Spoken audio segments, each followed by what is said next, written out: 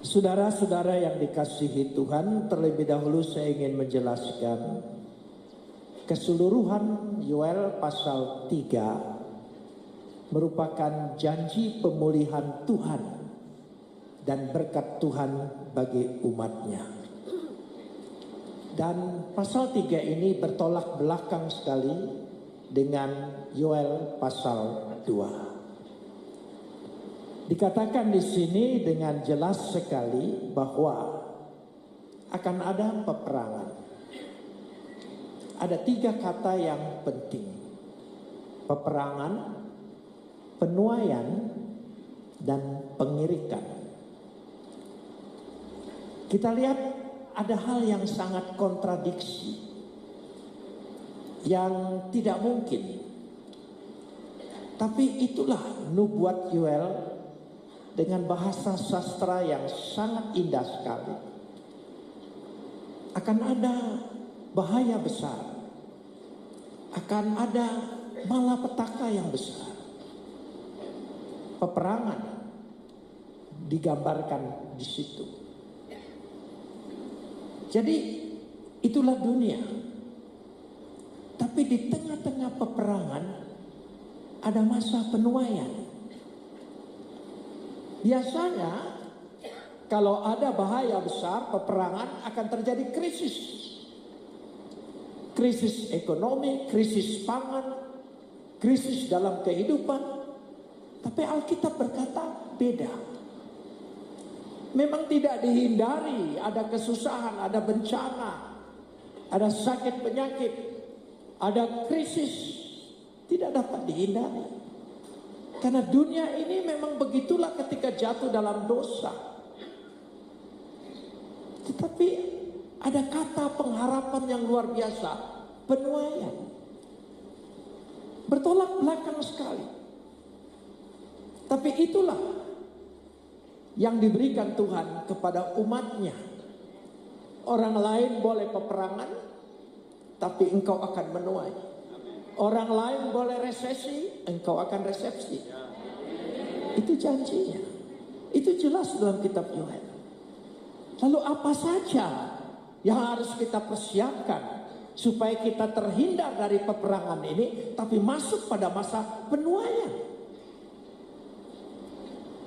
Memang akan ada pembersihan, pengirikan anggur, dikatakan di situ dengan jelas sekali. Lalu langkah-langkah apa saja? Dikatakan di sini pada ayat yang ke-9 diawali dengan satu kata, maklumkanlah. Kir'u zot yang pertama. Beritakanlah. Beritahukan kepada umat. Memang ada hal-hal yang kita hadapi bahaya besar. Tapi bukan itu. Di balik itu, kita tidak bisa menyembunyikan semua keadaan fakta-fakta dunia sekarang ini menghadapi masalah-masalah yang besar yang tidak pernah habis-habisnya. Kiruzat, beritakanlah, maklumkanlah, umumkanlah, kasih tahu. Itu yang pertama. Karena dikatakan di situ, untuk itu langkah yang kedua disebut kadesu. Siapkanlah. Kata kadesu berakar dari kata kades, seakar dengan kata kados, sucikan. Artinya pisahkan. Bahwa umat itu selain dipersiapkan, diumumkan, dipisahkan. Supaya dia sungguh-sungguh menjadi umat pilihan.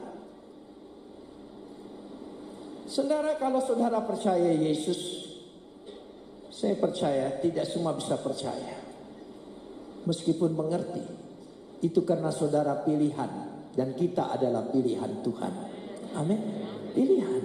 Orang lain tidak bisa percaya. Tapi hati kita bisa dibuka. Pikiran kita bisa tercerahkan. Itu karena kasih karunia itu sudah Tuhan berikan dan tetapkan di dalam diri kita.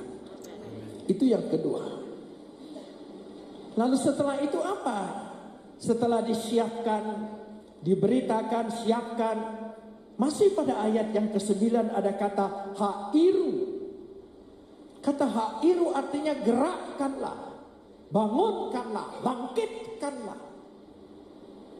Bangkitkanlah berarti bukan ketakutan menghadapi masa-masa bencana, masa-masa yang dihadapi, bukan.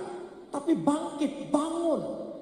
Bahwa engkau tidak mengalami itu, engkau akan terhindar dari itu. Bahkan engkau sebaliknya, engkau akan menuai. Amin. Itu yang Tuhan janjikan. Gerakkanlah, masuklah. Sebab kita sekarang akan menghadapi mungkin keadaan yang tidak nyaman. Tetapi itu yang diberikan. Bertindaklah maksudnya. Lakukanlah. Sebagaimana orang mempersiapkan. Sehingga dikatakan pada ayat ini masih yaitu Yigesu. Yigesu ya alu kol anse hamil khama. Suruhlah semua prajurit tampil, maju. Secara harfiah dikatakan naiklah, mendekatlah engkau ke gunung Tuhan. Dekatkan diri kita kepada Tuhan. Amin. Satu-satunya. Bukan menjauh. Dekatkan diri pada Tuhan. Pada waktu kita mendekatkan diri kepada Tuhan, ada pertolongan yang sangat jelas sekali di dalam diri kita.